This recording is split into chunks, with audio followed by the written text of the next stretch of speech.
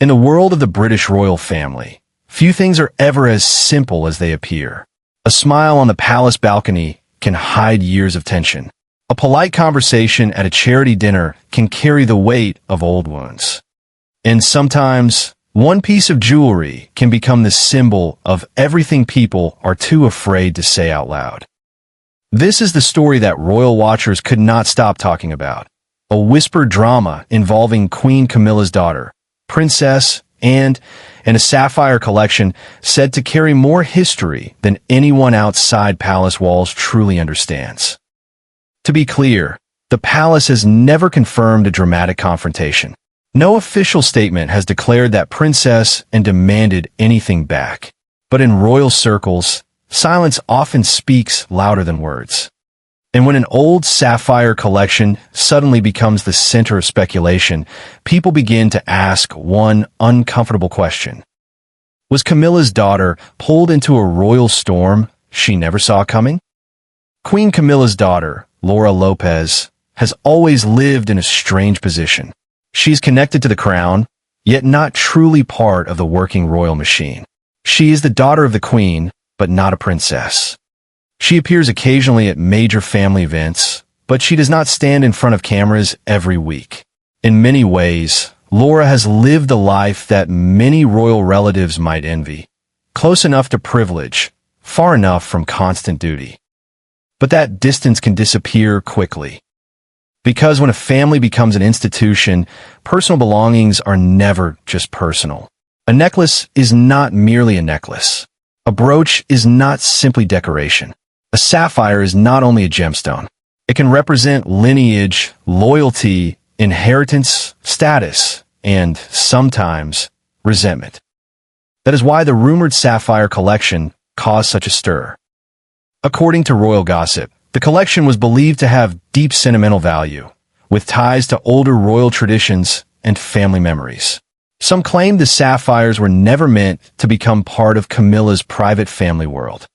Others suggested they had been loaned, passed along, or quietly held during a period when the royal family was trying to avoid public tension. But the most dramatic version of the story centered on Princess Anne, and has long been seen as one of the most disciplined and duty-bound members of the royal family. She is not known for theatrical emotion. She does not chase headlines. She does not perform softness for the cameras. Her public image has always been built on work, tradition, and a sharp understanding of royal protocol. So when whispers began that and had taken issue with the sapphire collection being associated with Camilla's side of the family, the rumor spread quickly. Not because people believed and would cause a scene, but because people believed she would not need to. In royal life, humiliation rarely happens through shouting. It happens through a pause at the dinner table, a missing invitation, a cold correction, a glance from someone who knows exactly where every family line begins and ends. And if the rumor is to be believed, Laura Lopez found herself in the middle of that cold correction. The alleged incident was not described as a public scandal. There were no broken glasses, no dramatic exits, no explosive palace announcement.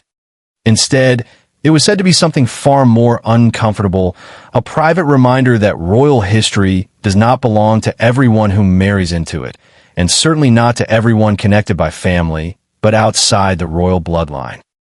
For Laura, that would have been deeply awkward. She did not choose to become part of royal history in the way her mother did. She did not stand beside King Charles during decades of controversy. She did not ask to be compared to Diana's legacy. She did not seek a crown, a title, or a role in the monarchy. And yet, because she is Camilla's daughter, every symbol connected to her mother can become a weapon in public imagination. That is what made the sapphire story so powerful. It was never really just about jewelry. It was about belonging. Could Camilla's children ever be fully accepted inside the royal world? Or would they always remain outsiders, politely included but never truly embraced? For Princess Anne, the question may have looked different. To someone like Anne, royal possessions are not simply family luxuries. They are part of a larger duty. They represent continuity. They belong to the crown, the institution, the memory of generations before. And if and believed that a sapphire collection had crossed a line, even symbolically, then her reaction would not have been about jealousy. It would have been about order. That is what makes this rumored clash so fascinating. On one side, you have Camilla's private family, her children, her grandchildren, the life she had before becoming queen. On the other side, you have the old royal structure, guarded by someone like Princess, and who has spent her entire life understanding what can be shared, what must be protected, and what should never be blurred. Laura, according to the story, became the person caught between those two worlds. And humiliation, in this context, may not have meant being insulted directly. It may have meant being reminded, quietly and painfully, that access is not the same as acceptance. For many royal observers, this was the part that struck the hardest. Camilla had spent years trying to reshape her public image.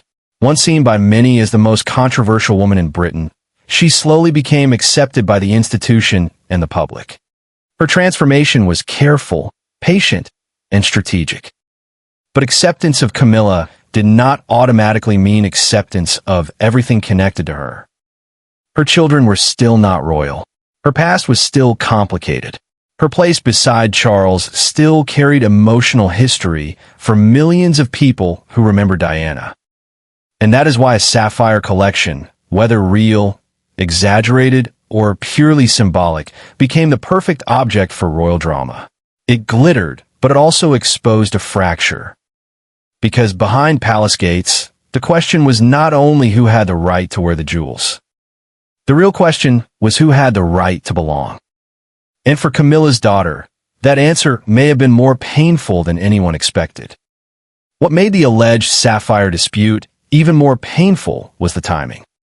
By the time Queen Camilla had settled into her role beside King Charles, the royal family had already been through years of public fractures. Prince Harry and Meghan's departure had shaken the institution. Prince Andrew's scandals had damaged public trust. King Charles was trying to define a new reign. Catherine, Princess of Wales, had become one of the monarchy's most important public figures. And Princess Anne, as always, remained one of the hardest-working royals in the background. The family did not need another internal drama. But the problem with old wounds is that they rarely wait for a convenient moment. For decades, Camilla had been connected to one of the most painful chapters in modern royal history. To her supporters, she was a woman who endured public hatred and eventually proved her loyalty. To her critics, she would always be tied to the breakdown of Charles and Diana's marriage. No matter how much time passed, Diana's memory remained powerful, and in royal symbolism, memory matters. That is why jewelry can create such a reaction. Royal jewels are not ordinary accessories. They carry ghosts. A tiara can remind the public of a wedding. A necklace can bring back images of a queen long gone. Earrings can become attached to a famous portrait, a historic tour, or a moment of national grief. Once a piece enters the royal story, it is almost impossible to separate it from emotion.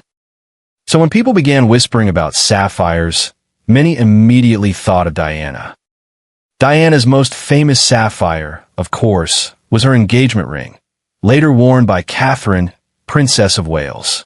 That ring became one of the most recognizable royal jewels in the world. It represented romance, heartbreak, legacy, and survival all at once.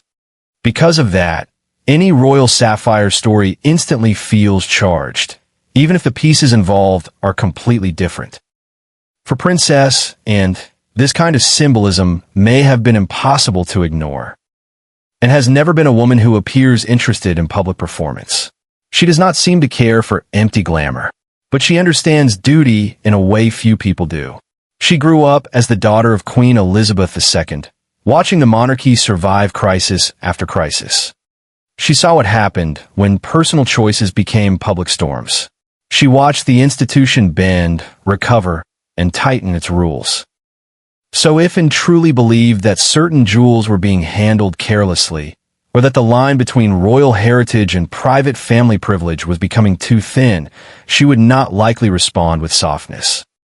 She would respond with precision.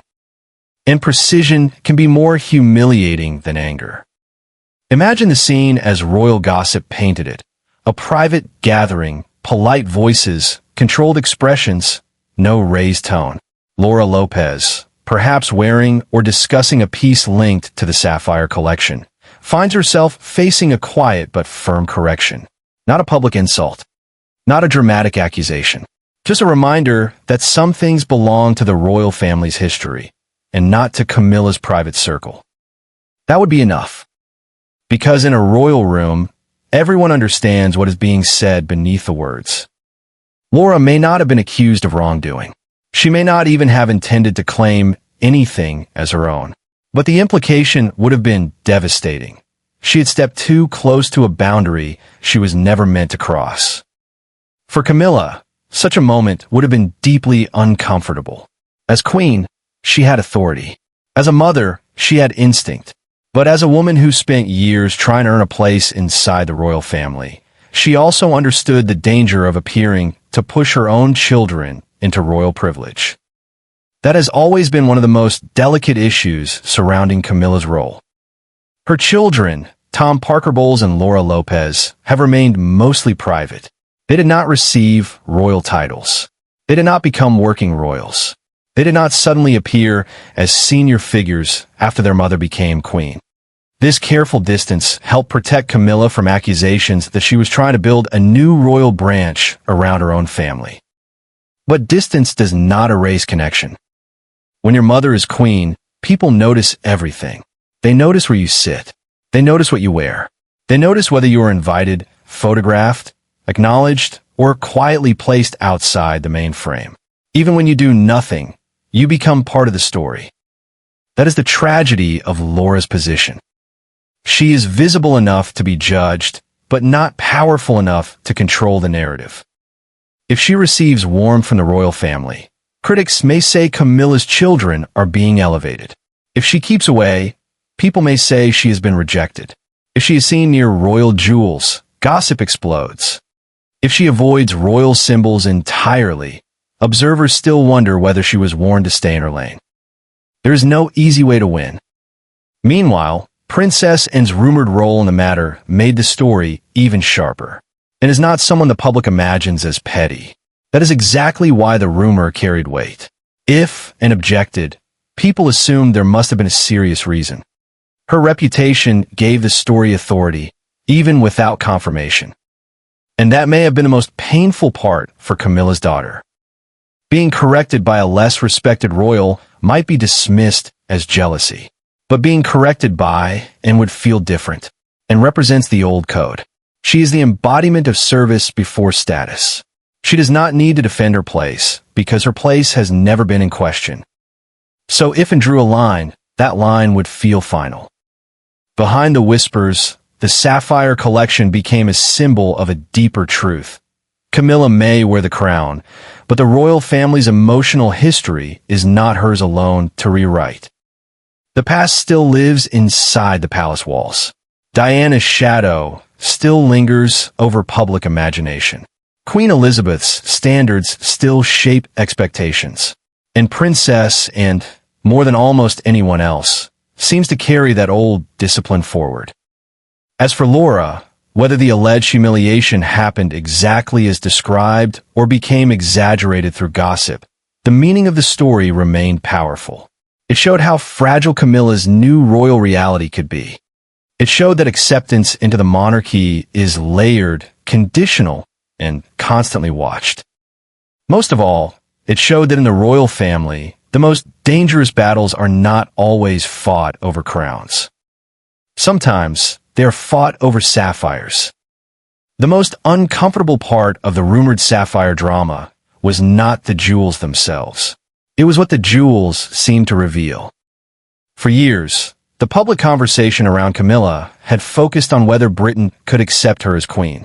That question had followed her through every stage of her royal life. First, she was the woman people blamed.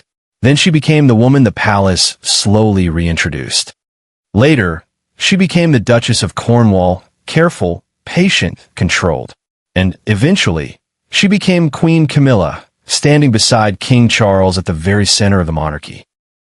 But while Camilla's public image changed, the emotional history around her did not disappear. That history was always waiting. It waited in old photographs. It waited in interviews people still replayed. It waited in comparisons between Diana and Camilla. It waited every time royal fans saw Catherine wearing Diana's sapphire engagement ring. And it waited in the quiet question nobody inside the palace wanted to answer too loudly. How much of the royal legacy should Camilla's family be allowed to touch? That question may sound harsh, especially because Laura Lopez never asked to become a public symbol. She was not a royal rebel. She was not chasing interviews. She was not building a palace brand around herself. In fact, her quiet life made the rumored humiliation feel even more severe. If she had truly been pulled into a disagreement over sapphires, then she was not being punished for ambition. She was being punished for proximity. And proximity to the crown can be dangerous. Camilla's children occupy one of the strangest positions in modern royal life. They are close to the king and queen, but they are not part of the constitutional monarchy. They are family, but not royal family in the formal sense. They can appear at ceremonies, but they cannot claim the same symbolic inheritance as those born into the House of Windsor. That distinction may seem small to outsiders, but inside the palace, it means everything. Princess, and, according to the speculation, understood that distinction better than almost anyone. She had been raised by Queen Elizabeth II, a monarch who treated duty as something almost sacred, and watched her mother protect the institution through scandal, divorce, public criticism, and personal grief. She learned early that royal life was not about personal comfort. It was about boundaries. Boundaries around behavior. Boundaries around public image. Boundaries around who represents the crown. And, perhaps most sensitive of all, boundaries around royal possessions. If and believe the sapphire collection belonged to that protected world, then the issue would not simply be whether Laura had worn something beautiful. It would be whether a private family connection had been allowed to blur into royal inheritance. And that might have felt unacceptable. The rumor suggested that Anne's demand was not loud, but it was devastatingly clear. The sapphires, in this version of events, were to be returned, removed, or at least separated from Camilla's private family circle. The message was not emotional. It was institutional. And that is exactly why it would have stung. Because when the monarchy rejects someone emotionally, it can hide behind protocol. It does not have to say, "You do not belong." It can simply say, "This is not appropriate." It can say, "There has been a misunderstanding." It can say, "These items should remain within the proper collection." The words sound polite. The meaning cuts deep. For Laura, the alleged moment may have felt like being reminded of a truth everyone else already knew. Her mother had become queen, but that did not make Laura royal. It did not grant her a place in the line of inheritance. It did not give her access to the emotional treasures of the Windsor story.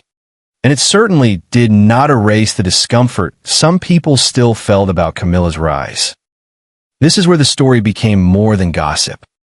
Because the sapphire collection, whether literal or symbolic, represented the unfinished argument over Camilla's place in royal history. To supporters, Camilla had earned respect through endurance. She had stayed loyal to Charles, accepted years of criticism, and eventually carried out royal duties with discipline. To critics, however, no crown could fully wash away the pain associated with Diana's story.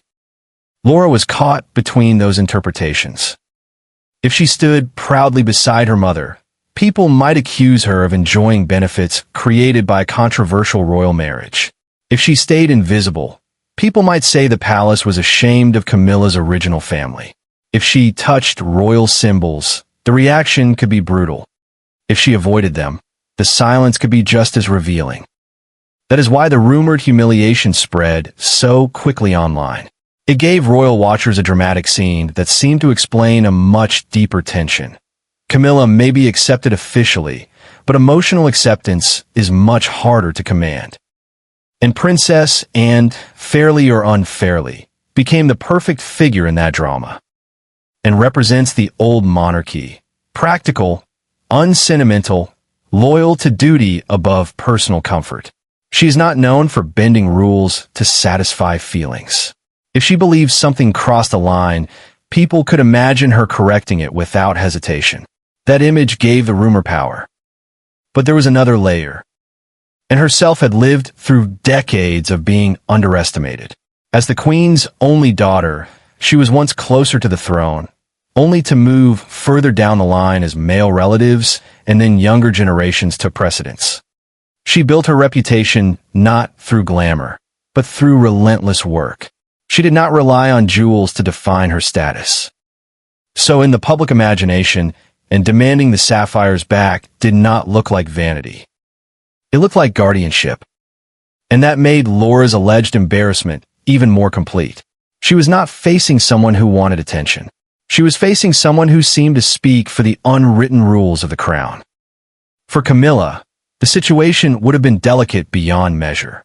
Defending her daughter too strongly could appear as if she were challenging royal tradition. Staying silent could look like abandoning Laura in a humiliating moment. Either choice carried risk.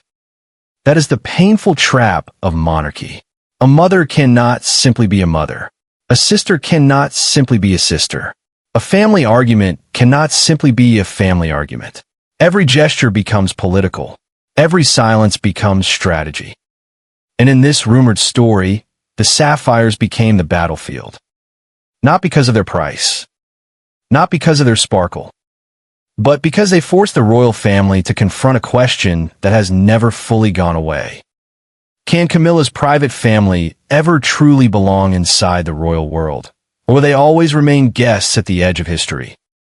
For Laura Lopez, the answer may have arrived not in a headline, not in a statement, and not in a public confrontation. It may have arrived through one quiet demand. Return the sapphires. Return the sapphires. Those three words, whether spoken directly or implied through palace protocol, carried the weight of an entire dynasty. They were not just about a collection. They were not just about a daughter. They were about what happens when private lives collide with royal history, and when one woman's rise forces everyone around her to define where the boundaries truly are. For Laura Lopez, the alleged moment would have been devastating because it touched something far more personal than jewelry. It touched identity. She had grown up as Camilla's daughter long before Camilla became queen. She had lived through the public judgment, the headlines, the whispers, and the cold fascination surrounding her mother's relationship with Charles. While the world debated Camilla's morality, her future, and her place in royal life, Laura had her own private experience of it all. She was not a character in a fairy tale.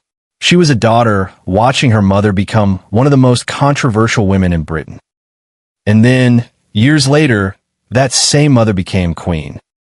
To the public, it looked like transformation. To historians, it looked like one of the most dramatic image recoveries in modern royal memory. But to Camilla's children, it may have felt more complicated. Their mother had gained a crown, but that crown came with invisible rules. It came with expectations. It came with a family that had never fully belonged to them.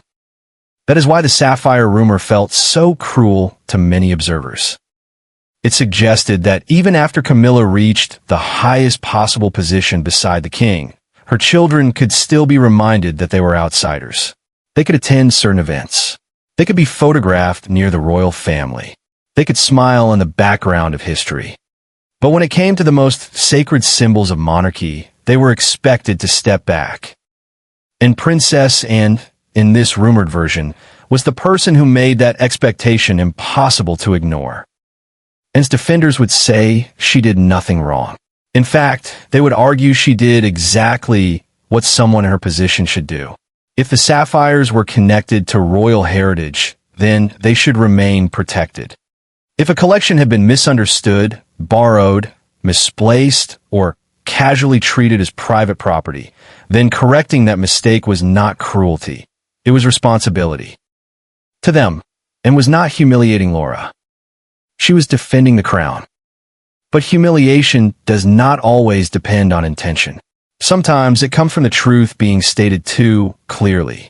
Sometimes the most painful thing is not an insult, but a reminder that everyone in the room already knows where you stand. Laura's position was especially fragile because she could not easily respond.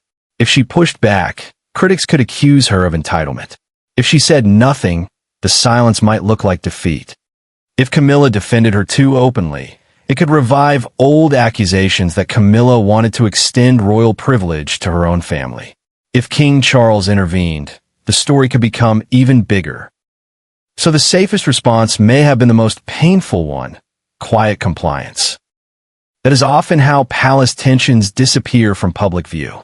Not with dramatic apologies, not with emotional explanations, but with a door closing, an item being removed, a schedule being adjusted, a name being left off a list. The machinery of monarchy does not need noise to make a decision feel final. And yet, outside the palace, the rumor continued to grow. Royal watchers began interpreting every detail. They looked at appearances, seating arrangements, photographs, family gatherings, and old jewelry records. They asked whether Laura had seemed more distant. They asked whether Camilla looked tense. They asked whether Anne's relationship with Camilla had cooled or whether the entire story had been inflated by gossip. But the reason people cared was clear. The story fit a larger emotional pattern. For decades, the monarchy had tried to move forward from the Charles and Camilla triangle, but the public never fully stopped measuring everything against that past. Diana's memory remained central to how millions understood royal pain, royal glamour, and royal betrayal. Camilla's acceptance did not erase that memory. It simply placed a new image beside it. And sapphires, in the public imagination, belonged to that old emotional world. Even if the rumored collection had no direct connection to Diana, the gemstone itself carried royal meaning. Blue sapphires had become associated with elegance, melancholy, loyalty, and loss. They were beautiful, but they also felt heavy. That made the alleged dispute feel almost symbolic, as though the past itself was being pulled back from Camilla's side of the family. For Princess Anne, that symbolism may not have mattered. She may have seen only rules, ownership, and tradition. But for the public, symbolism was everything. And for Laura, it may have been impossible to escape. Because when people tell stories about royalty, they rarely care about the private person at the center. They care about what that person represents. In this story, Laura became the symbol of Camilla's private world, trying, perhaps unintentionally, to touch the sacred objects of the royal world, and became the symbol of the old guard saying no. That contrast created drama, but also created sympathy. Many people who were not natural supporters of Camilla still felt uncomfortable with the idea of Laura being embarrassed over something she may not have fully understood or controlled. She was not the queen. She was not a senior royal. She was not the architect of royal protocol. If a mistake had been made, was it fair for her to become the face of it? That question gave the rumor its emotional force. Because in royal families, consequences rarely fall evenly. The most powerful people are often protected by position. The quieter people absorb the discomfort. Laura, with no royal title and no official platform, could not shape the story around herself. She could only endure being discussed. Meanwhile, Camilla's silence would have been read in two opposite ways. Her critics would say she knew the boundaries and had been forced to retreat. Her supporters would say she chose dignity over escalation. But either way, the silence left space for the rumor to become even more dramatic. And perhaps that is the real lesson of the alleged sapphire dispute. In monarchy, silence does not end a story. It feeds it. Because when the palace refuses to explain, the public fills the gaps with imagination. A missing necklace becomes evidence. A serious expression becomes proof. A family distance becomes a feud.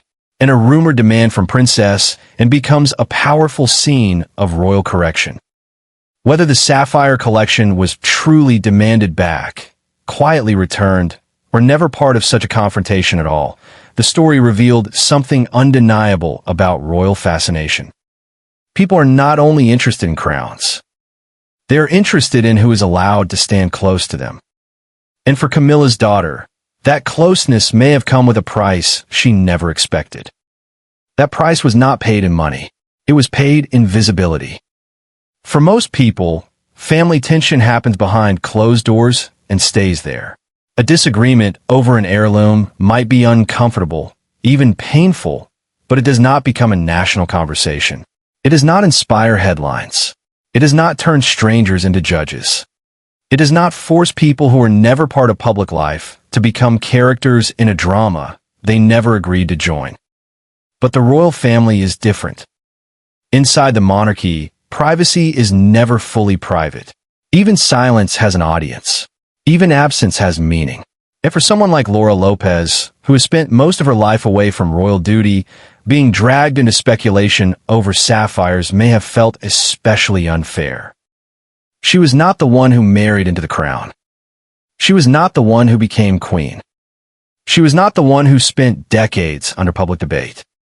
And yet, because she is Camilla's daughter, she became a convenient symbol in a story much larger than herself. That is why the rumored demand from Princess Anne felt so sharp in the public imagination. It seemed to expose the invisible hierarchy that still exists within the royal world. There are those born into it. There are those married into it. There are those accepted by duty. And then there are those who stand just outside the official line, close enough to be seen, but not close enough to be fully protected. Laura belonged to that last category. And in royal life, that could be the loneliest place to stand. If the sapphire collection had truly been returned, or even quietly withdrawn from use, the palace would never need to explain it. The official version could remain perfectly calm. No conflict, no humiliation, no confrontation, just a private matter handled appropriately. But public imagination does not accept calm explanations when the emotional stakes are high. To many observers, the alleged incident became a scene almost impossible not to picture. Princess and composed and direct, making it clear that royal heritage must remain royal heritage. Camilla, caught between her daughter and the institution she worked so hard to enter. Laura, embarrassed, not because she had done anything malicious, but because the correction itself revealed her place. That is the kind of humiliation that does not require cruelty. It only requires clarity. And Princess Anne has always been associated with clarity. She is not the royal people expect to soften a message for comfort. She is not known for dramatic speeches or emotional performances. Her strength has always been discipline. That discipline is admired by many, but can also feel cold when applied to personal matters. In a family where feelings are often buried beneath duty, Anne's firmness can look like moral authority. That is why the rumor placed her in such a powerful role. She was not simply asking for jewels. She was defending a boundary. To Anne's supporters, that boundary was necessary. The monarchy survives because it protects symbols, traditions, and roles. If those lines become blurred, critics begin asking who benefits from royal privilege and who has earned it. In a time when the monarchy faces constant scrutiny over cost, relevance, and fairness, even a small symbolic mistake can become dangerous. A sapphire collection, then, is not just a collection. It is an image problem. It is a protocol problem. It is a question of whether the Queen's private family should ever appear to inherit the emotional wealth of the crown. For Camilla, this would have been a deeply painful dilemma. She has spent years carefully avoiding the appearance of pushing her children into the royal spotlight. Her son and daughter did not become working royals. They did not receive royal titles. They did not suddenly gain official power. That distance was important because it protected Camilla from accusations of using the monarchy to elevate her original family. But royal families do not operate on clean lines alone. They operate on relationships. A mother remains a mother, even when she becomes queen. A daughter remains a daughter, even when her mother belongs to the crown. And if Camilla wanted to share something beautiful, sentimental, or meaningful with Laura, the emotional instinct would be understandable. The problem is that monarchy does not always forgive understandable instincts. It asks whether something is appropriate. It asks whether it looks right. It asks whether the public could misunderstand. And when the public is already prepared to question Camilla's place, even a private gesture can become dangerous. That is where Laura's alleged humiliation becomes tragic in the storytelling sense. She may have been caught in a conflict between emotion and institution. On one side was the warmth of family. On the other was the cold architecture of monarchy. And when those two forces collided, the person with the least official power may have carried the emotional burden. The palace, of course, would likely prefer such stories to fade. Royal institutions survive by refusing to feed every rumor. They wait. They remain silent. They allow news cycles to move on. Eventually, another scandal, another ceremony, another photograph takes over. But some stories linger because they touch something unresolved. This one lingered because it was not really about sapphires. It was about Camilla's second life. Before she was queen, she was a woman with children, a past, a private world, and a complicated public reputation. After she became queen, that private world did not vanish. It remained attached to her, walking quietly beside the crown. And every so often, the palace had to decide how close that world could come. Princess Anne, in the rumored sapphire story, became the person who said, "Not this close." Whether fair or unfair, that is why the story hurt. Because for Laura Lopez, the message seemed brutally simple. She could be family, but not royal. She could be present, but not central. She could stand near history, but she could not claim its symbols. And for Camilla, the message may have been even more painful. A crown can change a woman's title, but it cannot automatically change how everyone sees her past. And that past was never simple. For Camilla, becoming queen was not the end of the story. It was the beginning of a new and more delicate chapter. The crown gave her status, but also placed her under a brighter light. Every choice became symbolic. Every family appearance invited interpretation. Every object connected to her seemed to carry a hidden question. Was this tradition? Was this privilege? Or was this Camilla quietly reshaping the royal world around her own family? That is why the rumored sapphire dispute struck such a nerve. It touched the one issue the palace could never fully control: perception. Even if nothing dramatic happened, even if the entire story began as a small misunderstanding, the public reaction showed how fragile Camilla's position still was. She could perform duties. She could stand beside the king. She could be accepted in official photographs. But the emotional court of public opinion remained more complicated. People may accept a queen on paper. Accepting her history is another matter. And Laura Lopez, through no clear fault of her own, became part of that unresolved history. In many ways, Laura's life represents the part of Camilla that existed before the crown. She is proof that Camilla was not born into the fairy tale the public likes to imagine around royalty. Camilla had a marriage before Charles. She had children. She had a family life separate from palaces, ceremonies, and state occasions. That private past did not disappear when she became queen. It simply became attached to the monarchy. For some, that made Camilla more human. For others, it made her harder to accept. The rumored sapphire incident fed directly into that tension. If Laura had been associated with royal jewels, critics could easily frame it as overreach. If and truly stepped in, supporters of tradition could frame it as necessary discipline. And if Camilla stayed silent, the silence could be read as either dignity or defeat. That is the impossible nature of royal storytelling. The same moment can become three different stories depending on who tells it.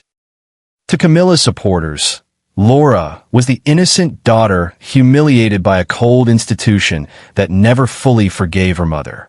To Anne's supporters, Laura was not being humiliated at all. She was simply being reminded of rules that protect the monarchy from confusion. To critics of the entire royal system, the story was proof of how absurd and cruel aristocratic boundaries can be. But inside the emotional heart of the drama, one image remained. Laura standing at the edge of a family that could welcome her socially, but never fully absorb her symbolically. That is what made the Sapphire collection feel almost dangerous. Jewelry in royal life is a language. It says who is trusted. It says who is remembered. It says who carries the past forward. When Catherine wears Diana's ring, the world sees continuity. When Queen Camilla wears historic royal pieces, people see adaptation, controversy, and acceptance all at once. But if Camilla's daughter were seen as too close to that same symbolic world, the reaction would be different. Because Laura does not have a royal role to justify it. She cannot say the jewels are part of her duty. She cannot say they represent her service to the crown. She cannot say they are tools of diplomacy, statecraft, or royal continuity. To the public, they would look personal. And personal benefit is exactly what the modern monarchy tries hardest to avoid. Princess Anne would understand that instantly, and has spent a lifetime treating royal duty as work, not reward. She is famous for carrying out hundreds of engagements with little theatrical glamour. She does not need emotional branding. She does not rely on luxury to prove her importance. So if she believed the Sapphire collection risked sending the wrong message, her response would likely be direct. Not dramatic. Not cruel. Direct. And sometimes directness is what wounds the deepest. For Laura, the alleged correction would not only be about the jewels. It would be about being told, in a language of royal protocol, that her closeness had limits. She could be present at family moments. She could support her mother privately. She could attend major events when appropriate. But she could not become part of the monarchy's symbolic inheritance. That inheritance belonged elsewhere. It belonged to those born into the line. It belonged to those carrying official duties. It belonged to the institution and had spent her life defending. And perhaps that is why the rumor placed Anne in opposition to Camilla's daughter rather than someone else, and represents permanence. She is not a passing figure. She is not a newcomer. She is not someone whose place depends on public approval. She was born into the center of the monarchy and built her reputation by refusing to treat that position lightly. To be corrected by, and even quietly, would feel like being corrected by the monarchy itself. That is why the alleged humiliation became so vivid in the public mind. It was not a shouting match. It was not a scandalous betrayal. It was something colder and more aristocratic, the enforcement of a boundary that everyone understood but few dare to say aloud. And for Camilla, that boundary may have been heartbreaking. Because in the end, she could become queen, but she could not make her children royal. She could gain acceptance, but she could not transfer that acceptance completely to the family she had before Charles. She could wear the crown, but she could not erase the complicated path that brought her there. The Sapphire story, true or exaggerated, revealed that painful truth. The monarchy can forgive. It can adapt. It can even rewrite public image over time. But it never forgets where the lines are drawn. And those lines, once drawn, are almost impossible to cross. For Laura Lopez, the alleged Sapphire incident may have been a painful reminder that royal acceptance has layers. There is the acceptance shown in public, smiles, invitations, photographs, polite seating arrangements. Then there is the deeper acceptance, the kind that allows a person to become part of the family's emotional and historical memory. That second kind is much harder to receive. Camilla had spent decades moving toward it. Slowly, carefully, and sometimes painfully, she had been brought into the royal center. First she was tolerated, then she was accepted, then she was defended. Finally, she was crowned. But Laura had not traveled that same road. She had not taken on royal duties. She had not been shaped by public service. She had not made vows to the institution. She was simply Camilla's daughter. And in a normal family, that would be enough. But the royal family is not normal.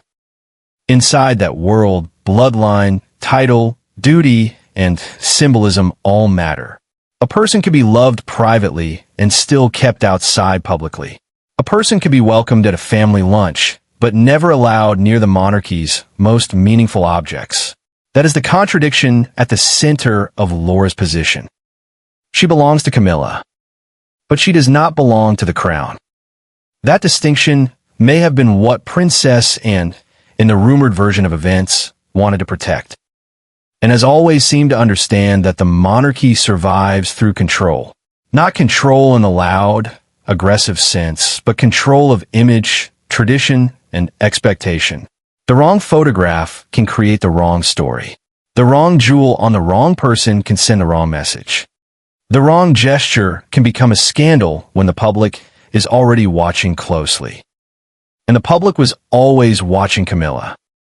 Even as queen, Camilla remained tied to a story that the world never fully stopped discussing. Her relationship with Charles had been analyzed for decades.